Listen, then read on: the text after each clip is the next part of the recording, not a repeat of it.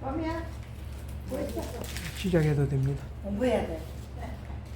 네, 이제 워크북 71페이지 71페이지 맞으신가요? 워크북 다 펴시고 잘 쉬셨죠? 네. 69페이지입니다. 69페이지 다 같이 함께 읽어봅시다. 우리 전사님, 권전사님 한번 읽어주시고 계속하도록 하겠습니다. 이쯤 되자 유대인 선동자들은 예수를 돌로 치려했습니다. 갈 때까지 갔기 때문입니다. 더 이상 무엇을 가르치겠는가? 신성모독죄 아닌가? 예수님을 죽이려 하는 순간입니다. 당신은 지금 심각해져야 합니다. 하복음서는 예수 그는 누구인가를 관점으로 읽어야 한다고 했습니다.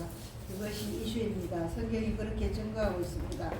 종이 예수를 믿으면 안 됩니다. 정말 진리 싸움입니다. 예수가 정말 하나님인가 아니면 사기꾼인가? 예수가 정말 하나님인가 아니면 미친 사람인가? 예수는 누구인가? 이 질문에 당신은 온 영혼을 다해 진지하게 대답해야만 합니다. 성경은 남의 이야기를 하고 있는 것이 아닙니다. 그 옛날 이야기가 아닙니다. 지금 당신의 이야기를 하는 것입니다. 유대인들처럼 이 미친 사람한테 던질 돌을 들든가 아니면 나의 주 나의 하나님이십니다. 고백하든가 둘 중에 하나입니다. 예수님은 4대 성인 중 한 사람이 절대로 아닙니다. 지금 이 글을 읽고 있는 당신에게 질문하고 계십니다. 지금도 따뜻한 목소리로 창조주의 목소리로 너는 나를 누구라 하느냐. 그런데 이제 이 목자는 어떤 일을 하실 것인가? 죽으신다는 것입니다. 양을 위해서라면 목숨을 내놓은 리더십을 갖고 있는 목자라는 것입니다. 당신을 위해서라면 죽으라고 해도 죽겠다는 것입니다. 예수님의 심정입니다. 당신을 향한 예수님의 태도입니다. 예수님이 잡혀서 십자가에 처형되는 외적인 흐름을 향해 이 이야기가 흘러가지만 내면에 흐르는 속살은 이것입니다. 나는 너에게 목숨을 줄 수 있다. 오케이. 예수님을 그런 분으로 받아들이는 자는 구원이라는 것입니다. 진리를 깨닫는 거죠. 창조주요 하나님이신 분의 목숨을 갖고 있는 사람, 그 사람은 천하를 얻은 사람이거든요. 목숨을 내어주시니까 무엇인들 주시지 않겠습니까?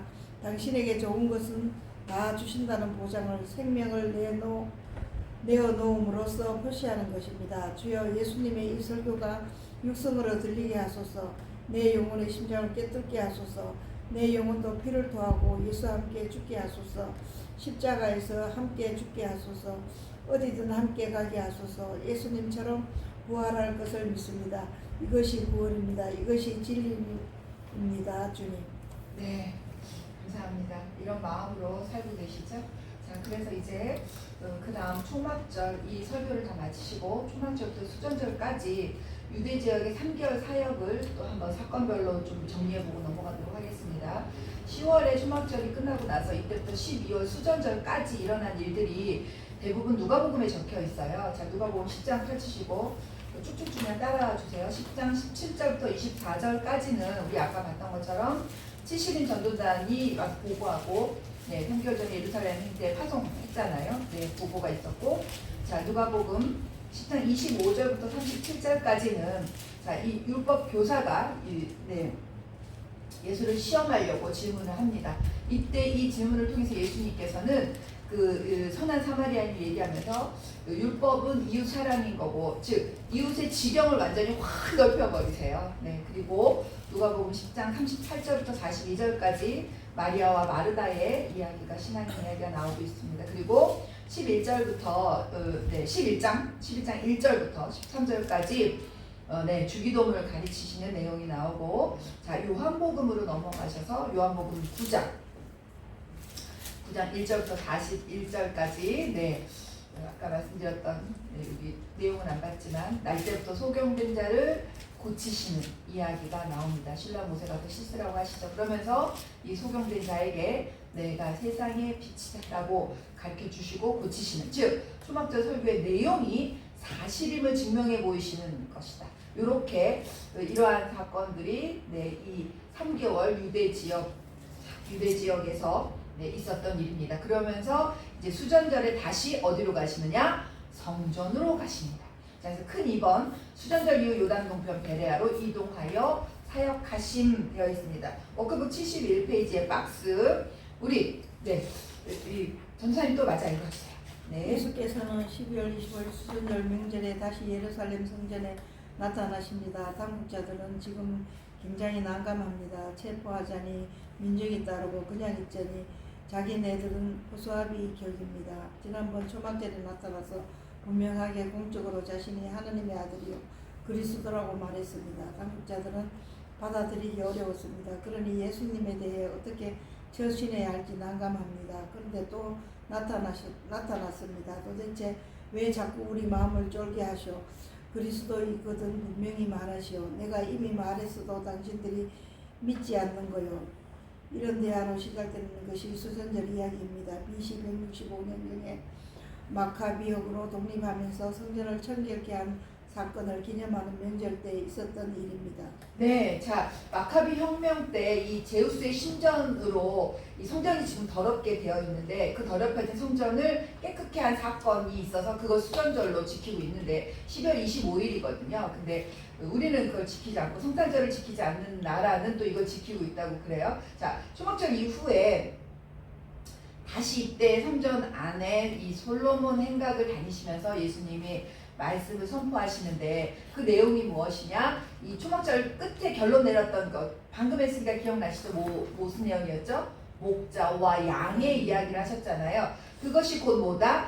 그리스도의 사역이었습니다. 그래서 요한복음 10장 10장 26절 보시면 요한복음 10장 26절 27절 읽겠습니다. 시작. 너희가 내 양이 아니므로 믿지 않는도다. 내 양은 내 음성을 들으며 나는 그들을 알며 그들은 나를 따르느니라.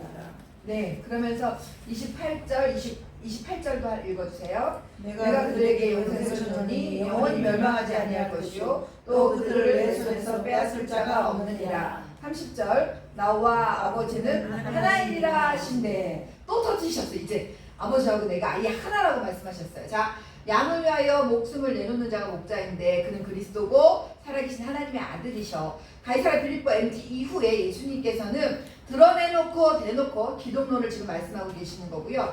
그리스도의 사역을 지금 선포하고 계신다라는 것입니다. 즉 그가 누구다? 하나님이시다. 네, 이게 이제 수전절 설교인 거죠. 자, 이 수전절 이후에 33절 이후로 눈으로 보시면 이제 하나님이 나랑 나와 아버지는 하나다라고 말했으니 또 난리가 났겠죠. 신성모독으로 돌로 또 쳐 죽이려고 하지 않았겠어요? 그래서 예수님께서는 다시 요단 동편 베레아 땅으로 이동하십니다. 그래서 3개월 동안 마지막 사역을 하시는 게 요한복음 10장 40절부터 나와 있습니다. 자, 페이지 워크북 페이지 72페이지 넘기셔서요. 네, 이 박스도 또 한번 읽어주세요. 예수님은 베레아 지방으로 다시 들어가 3개월 동안 각 촌과 성을 다니며 최종 마무리 전도를 하십니다. 그런데 이 지방이 어디인가? 모세가 신명기를 베풀고 죽은 장소요. 엘리야가 승천하고 엘리사에게 사역을 맡긴 장소요. 다시 엘리야가 세례요한으로 재림한 곳이요.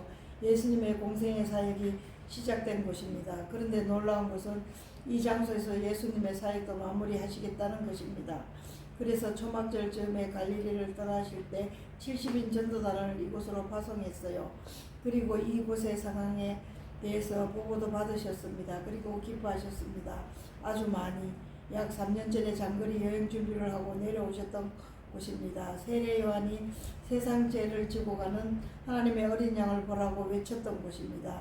베드로와 안드레, 요한과 빌립, 나다나엘을 처음으로 만났던 곳입니다. 하나님이 세상을 이처럼 사랑하사 독생자를 주셨으니 이는 저를 믿는 자마다 멸망치 않고 영생을 얻게 하려 하심이라고 첫 유대 지역 메시지를 선포하셨던 곳입니다. 매우 조직적으로 개혁성 있게 일하시는 주님의 모습을 보십시오. 시작한 곳에서 끝을 맺으시는 완벽한 사역 구도를 보십시오. 이제 예수님은 마을마다 고을마다 두루 다니십니다. 우리 예수님 3개월간 얼마나 열심히 돌아다니시며 발품을 파셨을까요? 심정이 느껴지십니까? 십자가에 돌아가시기 전 3개월 동안 마지막으로 힘써서 사역하시려는 예수님의 뒷모습이 왠지 안타깝습니다. 여기서 무슨 일이 있었는지 궁금하시죠?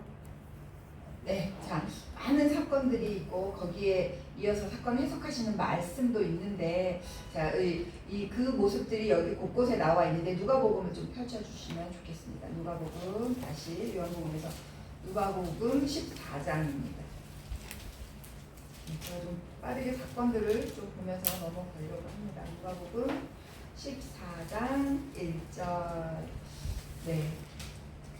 자, 누가복음 14장 1절을 보면 이 안식일에 예수께서 한 바리새인 지도자의 집에 떡 잡수시러 들어가시니 그들이 엿보고 있더라. 계속해서 따라붙고 있는 눈 확인되셨죠? 그러면서 이제 고참병 든 사람, 즉 보면 2절에 보시니까 수정병이라고 그랬는데 물이 차서 막 붓는 그런 병이라면서요, 몸이. 저는 보지는 않아서. 근데 이 고창병, 수종병 든 사람을 고치시는 이야기가 나오고, 자, 그리고 18장으로 넘어가겠습니다. 누가복음 18장. 네. 보시면 여기서부터 엄청 많은 비유와 설교가 계속해서 나오고 있어요. 성경을 보시면. 네, 이 자신을 죽일 이 시대의 지금 종교 지도자, 그리고 죄인, 그리고 잃은 영혼을 찾는 그 비유를 마무리 사역 중에 쭉 하고 계십니다. 지난번에 말씀드린 제가 요즘 장신의 김호경 예수님의 식탁 이야기, 예수님이 하신 말씀, 그분의 책을 읽고 있는데 그분이 예수님이 왜 비유로 말씀하셨는지 그 이야기를 쭉 하시는 걸 제가 봤는데요. 자, 이때 들을 게 있는 자들은 들을지어다 하시면서 비유라는 건 생각을 해서 저희가 비유를 대놓고 얘기하면 두 가지가 있죠. 지금 알아듣는 사람은 어떻게 되나요? 비유로 말하는 게 훨씬 더 잘 이해되죠. 풍성하게. 하지만 이걸 깨닫지 못하는 자에게 비유로 말하면 아예 뭔 소리야, 아예 더 오리무중으로 더 못 알아듣게 되잖아요. 그건 거예요. 이 비유가 지금. 그렇기 때문에 자 18장에 큰 잔치 비유, 뭐 좁은 문 설교, 잃은 것 찾는 비유, 여러 가지, 뭐 포도원 품꾼의 비유, 여러 가지 비유가 쭉 나오고 있으면서 마지막 18장 31절 가보겠습니다. 18장 31절부터 34절까지 길지 않으니까 다 같이 읽겠습니다. 시작. 예수께서 일곱 제자를 데리시고 이르시되 보라 우리가 예수를 보려하니 선지자를 통하여 기록된 모든 것이 인자의 일이라. 인자가 이러한 일에게 넘겨져 희롱을 당하고 능욕을 당하고 침뱉음을 당하겠으며 그들은 채찍질하고 그를 죽일 것이라. 그는 3일 만에 살아나리라 하시되 제자들이 하나도 깨닫지 못하였으니 그 말씀이 감추었으므로 그들이 그 이르신 말을 알지 못하였더라. 네, 그렇습니다. 순환 고지를 또 이렇게 하고 계십니다. 자, 그러면서 요한복음으로 넘어가면 요단 동편의 베레아 사역은 또 요한복음에 잘 적혀 있거든요. 요한복음 굳이 피지 마세요. 네, 그래서 여기서 요한복음을 왜 봐야 되냐면 요단 동편 베레아 사역뿐만이 아니라 그 요한복음 11장에 나타난 우리가 잘 알고 있는 나사로가 살아나는 부활절, 부활절이란다. 이 나사로가 다시 소생한, 나사로를 살리신 사건이 여기 나타나는데 이것은 곧 뭐로 알 수 있다? 예수님의 부활을 예고하는 사건이라고 우리가 보시면 될 것 같아요. 그래서 지금 이 순환고지가 나사로 사건으로 보여주시면서 그리고 또 마르다도 고백하게 되고 그리고 나서 요한복음 10장 42절, 45절, 53절 쭉 보시면 되는데 여기는 한번 짚어보고 넘어갈까요? 요한복음 10장 42절입니다. 요한복음 10장 42절. 10장 42절입니다. 자, 네, 10장 42절 읽어주세요. 시작. 그리하여 거기서 많은 사람이 예수를 믿으니라 되어 있습니다. 자, 그리고 나서 제가 45절 53절 그거는 누가복음으로 다시 넘어가야지. 어쨌든 자, 그렇게 해서 이 죽은 네, 죄송합니다. 누가복음입니다. 제가 잘못 제 글씨를 제가 못 알아보네요. 죄송합니다. 어쨌든 자, 여기까지 보시고 마태복음으로 잠깐 넘어가겠습니다. 마태복음 20장입니다. 마태복음 20장. 마태복음 20장으로 넘어가셔서 마태복음 20장 17절 보세요. 마태복음 20장 17절 읽겠습니다. 시작. 예수께서 예루살렘으로 올라가려 하실 때에 12제자를 따로 내리시고 이래서 이르시되 보라오리나 예루살렘으로 올라가니 인자가 나에게 서기관들에게 넘겨주매 그들이 죽이기로 결의하고 이방인들에게 넘겨주어 그들을 조롱하며 채찍질하 되면 십자가에 못 박게 할 것이나 제3일에 살아나리라. 아멘. 마태복음 20장 17절. 제가 여기 뭐가 마태복음 20장 17절. 네. 그 다음에 보시면 이 20장 20절 보시면 뭐가 나옵니까? 마태복음 20장 20절 보시면 그때의 세베대의 아들의 어머니가 그 아들들을 데리고 예수께 와서 절하며 무엇을 구하니? 라고 말하고 있습니다. 눈으로 쭉 보시면 자, 이 세베대의 아들 어머니가 그 아들들을 데리고 와서 왜? 뭘 구하고 있나요? 뭘 구하고 있을까요? 네, 네. 한 자리 좀. 네, 야고보와 요한의 어머니인데, 네, 이 청탁을, 네, 야고보와 요한의 모친이 청탁을 하고 있습니다, 지금. 그러면서 29절 보겠습니다. 29절. 그들이 여리고에서 떠나갈 때에 큰 무리가 예수를 따르니라. 자, 마지막 순환 일주일을 남기고 예루살렘으로 지금 올라가고 계시는데, 베레아에서 예루살렘으로 올라오는 길에 지금 여리고에서 소경을 만나셔서 소경을 고치시고 그 다음 우리가 잘 아는 사건 삭개오 만나는 일이 나옵니다. 그 사건이 나오고 자 한참 넘어가셔서 26장으로 넘어가겠습니다. 26장 6절입니다. 26장 6절 보겠습니다. 자 26장 6절 네 읽어주세요. 시작. 예수께서 베다니 나병 환자 시몬의 집에 계실 때에 네 베다니에 계시는 거 확인되셨죠? 그러면서 눈으로 쭉 보시면 이게 무슨 사건입니까? 마리아가 향유를 붓는 즉 예수님의 장례를 준비하는 이야기가 지금 여기에 나오고 있습니다. 지금 제가 쭉 보여진 것들이 초막절 지나 수전절 지나 요단동편 베레아 땅에서 3개월 사역하시는 이야기 사건을 지금 훑어본 거예요. 정리가 좀 되셨나요? 전사님? 네. 그걸 본 건데 지금 그 다음에 볼 거는 마지막 일주일 남겨놓고 다시 예루살렘을 입성하시는 거를 보면 되는데 이거는 다음 시간에 좀 길어서 보도록 하고요. 여기만 좀 다시 정리하고 마치도록 하겠습니다. 7분 남았으니까 시간에만 쫓기면 정신이 아득해져서 내용이 한 개도 생각이 안 나요. 이거 어떡하죠? 좀 편하게 좀 바우처럼 밤새 가고 좋겠어. 늘 시간에만 쫓긴다면 시간을 지켜야 된다는 이 압박감에 네, 자 우리가 그 갈릴리 2차 사역 하실 때 예수님께서 천국의 비유를 들으셨잖아요. 그러면서 천국의 비유를 말씀하시면서 그 다음에 무슨 말씀하셨냐면 천국의 백성들은 어떻게 살아야 되나를 말씀하셨어요. 그래서 이 마지막 베레아 땅에서 사역하실 때 그 구원받은 자들의 삶이 어때야 되는지를 비유로 쭉 말씀해 주시고 계신 게 바로 누가복음 18장에 있는 그 여러 가지 비유의 말씀이고 설교인 것입니다. 그러면서 우리가 이 지금 제가 사건별로 누가복음에 갔다가 요한복음 갔다 마태복음 갔다 왔다 갔다 한 이유가 지금 마태도 누가도 요한도 우리가 공간복음 읽을 때 처음부터 이랬어요. 우리가 신약을 읽을 때 난제가 있는데 첫 번째 난제가 무엇이다? 예수님의 행적을 4복음서에 따로 적혀 있는데 이것을 한 대로 모아서 한 바구니에 우르르 훑어서 예수님의 행적을 하나의 스토리로 꿰나가자 라고 말씀드렸어요. 그렇기 때문에 지금 누가복음 갔다 요한복음 갔다 마태복음 갔다 왔다 갔다 했지만 거의 시간 순서대로 네, 예수님이 각각의 받지만 그걸 한 대 쏟아서 한 순서대로 보아오는 것입니다.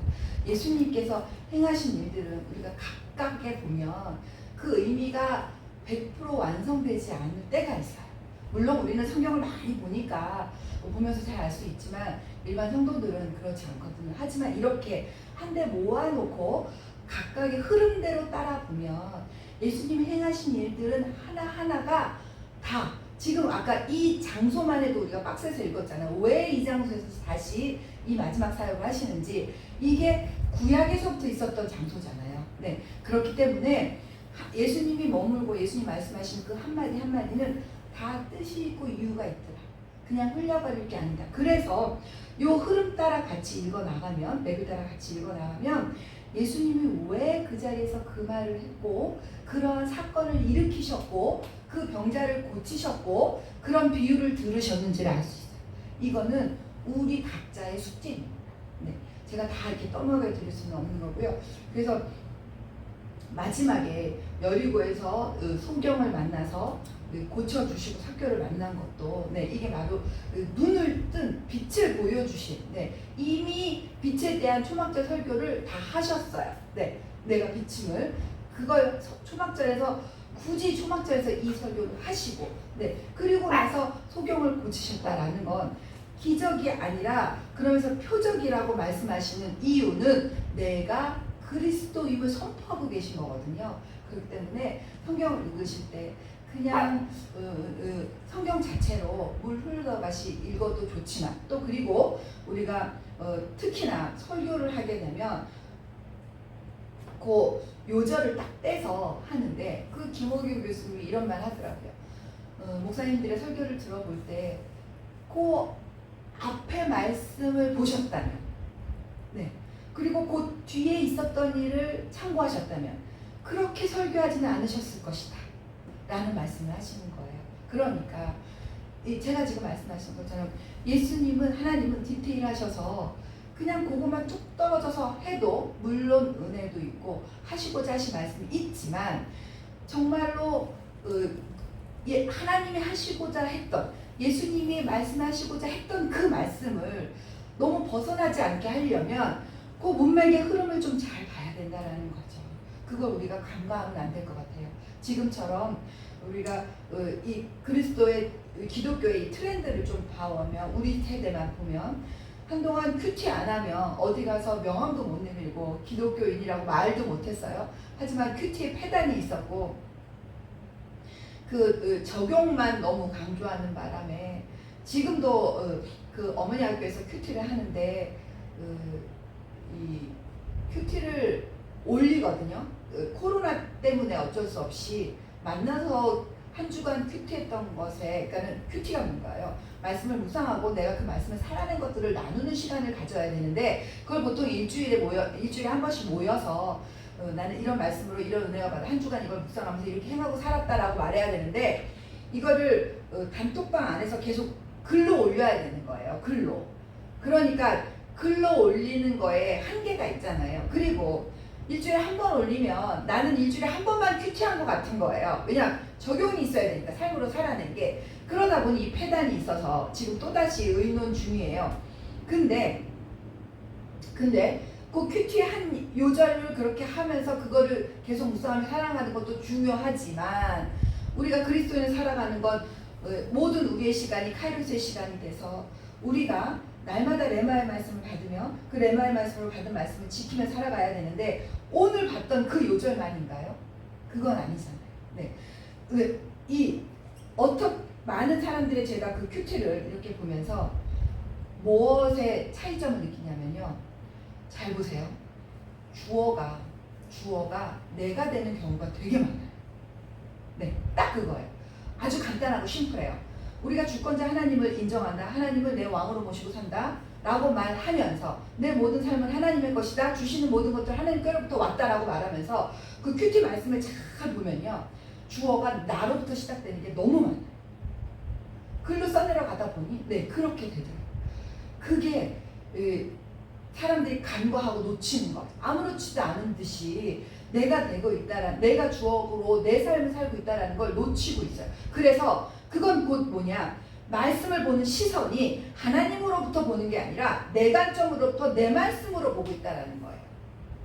하나님의 말씀이 내 삶에 와서 임하셔야 되는 건데, 작용이 되어야 되는 건데, 내가 그리 맞춰야 되는 건데, 하나님의 말씀은 내 사건으로, 내 삶으로 끌고 와서 이 역사하게끔 만드는 주어가 내가 되어버리는 일들이 있거든요. 근데 설교도 그럴 수 있어요. 우리가 말씀을 볼 때 이거는 어성경이 읽어지면은 말 그대로 성경이 읽어지네 하는 것처럼 가장 기초적인 성경을 알지 못하는 성도들에게 내가 무엇을 믿고 있는지, 내가 믿고 있는 진리가 무엇인지 알게 하는 데 도움을 주는 그러한 공부인 거거든요. 그래서 왜? 안 읽고 있으니까. 근데 안 읽는 게 아니라 안 읽혀지니까 못 읽고 있는 거였거든요. 그래서 거기에 도움을 주는 것이고요. 근데 우리는 한 단계 더 넘어서서 우리가 이것을 공부함으로 말미암아 성도들에게는 성경 읽도록 도움을 주지만 우리들은 어떻게 해야 되느냐? 우리들은 성경 전체를 볼 줄 아는 안목을 가져야 된다. 그래서 큰 숲도 보고 작은 나무도 볼 수 아는 그러한 자각. 그래서 진리를 왜곡되게 보지 말고 한편으로 보지 말고 하나님의 시선으로 전체도 보고 또 그것을 내 편에서 또 우리가 복음을 전하는 그들의 입장에서 하나님이 뭐라고 말씀하시는지도 볼 수 있는 안목을 가져야 되겠다 하는 것입니다. 오늘은 여기까지 하도록 하겠습니다. 감사합니다. 목사님 기도 부탁드립니다. 하나님 아버지 감사합니다. 그동안 이렇게 귀한 학문을 또 하나님을 알아갈 수 있도록 하나님의 말씀을 우리가 배울 수 있는 은혜 주심에 감사드립니다. 하나님을 더욱더 알아가면서 하나님을 통해서 우리의 삶 속에 하나님의 뜻이 이루어지는 역사, 은혜가 더욱더 넘치게 하여 주시옵소서. 가르쳐 주신 우리 정성에게도 가정과 하나님 자녀들을 복되게 하여 주시옵시고 정말로 영혼을 사랑하는 하나님의 나라를 위해서 열심히 뛰는 우리 더욱더 감격케 하여 주시옵소서. 함께하는 우리 선생님과 집사님들 은혜 더하여 주셔서 더욱더 하나님의 말씀에 사로잡혀 살아가는 남은 삶이 되게 하여 주시옵소서. 감사드리며 예수님의 이름으로 기도합니다. 아멘. 감사합니다.